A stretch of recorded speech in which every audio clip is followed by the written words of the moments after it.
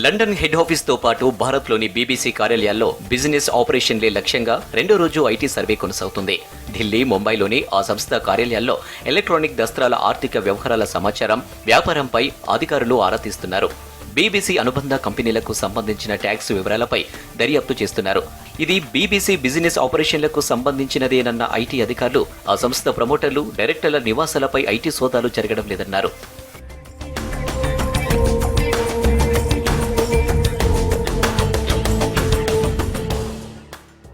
BBC Delhi, Mumbai ఆఫీసుల్లో IT సర్వేలపై విపక్షాలు మండిపడుతున్నాయి. Media స్వేచ్ఛపై దాడి చేయడమేనని ఢిల్లీ సీఎం కేజ్రీవాల్ ఆరోపించారు. బీజేపీకి ఎవరు వ్యతిరేకంగా మాట్లాడినా సీబీఐ, ఈడీ, ఐటీ శాఖలను ఉసిగొలుపుతుంటారని కేజ్రీవాల్ ట్విట్టర్ వేదికగా విమర్శించారు. దేశ ప్రజాస్వామ్య వ్యవస్థను, సంస్థలను అణిచివేయాలని బీజేపీ కోరుకుంటుందా?